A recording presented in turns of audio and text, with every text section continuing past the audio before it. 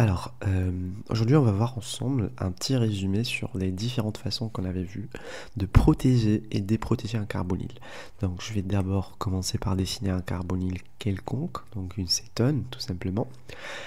Alors, la première chose qu'on avait faite, c'était l'ajout de H+, donc catalyseur. C'était pour quelle raison? C'était pour augmenter la réactivité de ce carbone.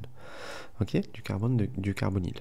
Donc, en plus, on avait mis cette molécule que l'on appelle l'éthylène glycol. Donc, en travaillant en milieu acide, on va forcément former notre acétal. Voilà. En plus de ça, on forme une molécule d'eau qu'il faudra éliminer au fur et à mesure pour déplacer l'équilibre vers la formation de l'acétal. Voilà. Je vous rappelle que le mécanisme, c'est un équilibre. Et donc, on a vu un deuxième.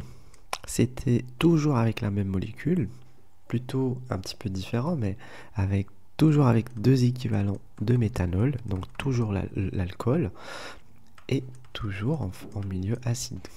Voilà. Donc qu'est-ce qu'on s'attend? On s'attend à former ce qu'on appelle des méthoxy comme ça.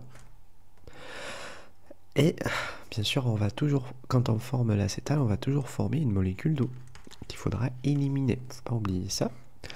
Pareil, une troisième façon, donc on va aller un petit peu loin de tout ce qui est alcool, mais on reste toujours avec les hétéroatomes. Donc on a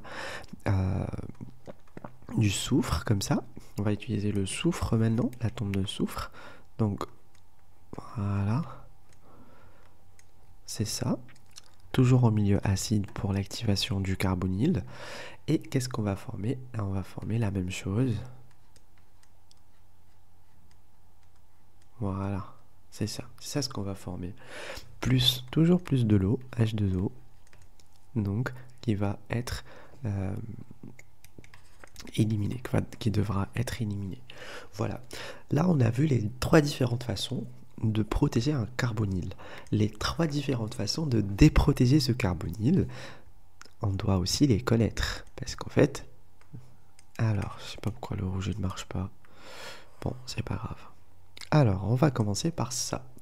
Donc, il suffit, comme on est en équilibre, en fait, comme le mécanisme lui-même montre que c'est un équilibre et que, par exemple, si on n'enlève pas l'eau, par exemple, on garde l'eau, bah, du coup, on peut revenir vers le carbonyle. Donc, nous, qu'est-ce qu'on va faire? Ben, on va mettre de l'acide, donc, on va travailler pendant le milieu acide, on va mettre H+, une source d'H+. Donc, bien sûr, il y aura une molécule d'eau et on va reformer le carbonyle. Bon, ok.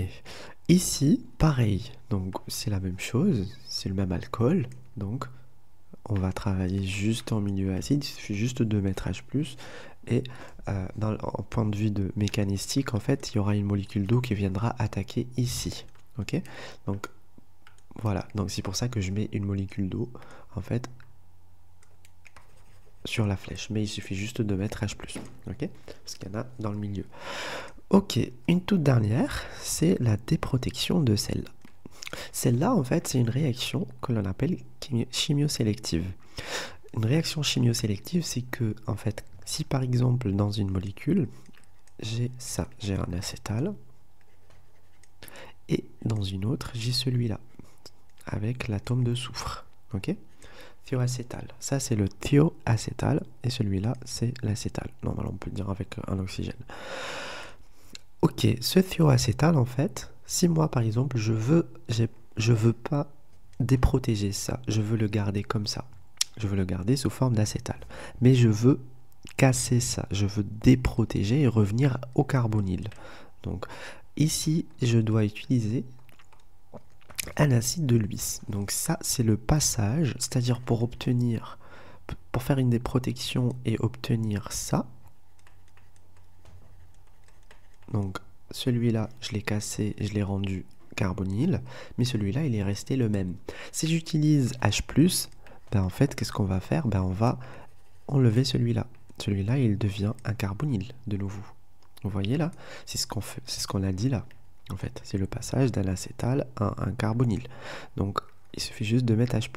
D'où, en fait, c'est pour ça que nous, on l'utilise. Donc, si par exemple, on parle de réaction chimio-sélective, pardon, on va devoir utiliser un acide de Lewis. Il y a, BF3, il y a plein de choses. Il y a H2O avec Hg. Alors, moi, je mettrais HgCl2 en présence d'H2O. Et là, on va pouvoir on va pouvoir déprotéger cette molécule. Il y a le mécanisme, si vous voulez vraiment voir ça, il y a le mécanisme qu'on en a parlé dans les vidéos précédentes. Ok, donc là, on a vu un petit peu comment on peut faire pour protéger et déprotéger nos carbonyles. Donc, juste un petit résumé, c'est toujours en milieu acide, rappelez-vous, donc il faut toujours la présence de H+. Pourquoi? Parce qu'en fait, pour rendre ce carbone qui est ici, pour le rendre plus électropositif, comment on fait? L'un des doublés de l'oxygène va arracher ce proton, enfin prend ce proton, et du coup, nous, on va avoir la formation d'un oxygène qui est bon, oxonium, on dirait un oxygène qui est chargé positivement, donc il a vraiment envie de récupérer la densité électronique. Donc, il va rendre ce carbone très pauvre en électrons, comme lui il tire les électrons vers lui, donc notre alcool, je vous rappelle qu'un nucléophile fort c'est quelque chose de chargé négativement, un nucléophile normal, ça peut être comme celui-là, il est neutre, donc avec son doublé il va pouvoir à ce moment-là venir attaquer. Ok, donc voilà, ça c'est pour apprendre qu'il faut toujours travailler en milieu acide pour la protection des carbonyles. Pour la déprotection, toujours pareil, H+. Et rappelez-vous, si on vous demande le mécanisme, il faut faire intervenir une molécule d'eau. Ok, donc l'éthioacétal, voilà, on a dit qu'il faut utiliser HgCl2 et H2O. Donc ça, c'est une réaction chimio-sélective, c'est-à-dire elle réduit l'éthioacétal, SS, mais elle ne... Pardon, c'est pas réduit, c'est pas une réduction, pardon, c'est elle déprotège l'éthioacétal, mais pas les acétals, on dit avec les oxygènes, ok? Voilà.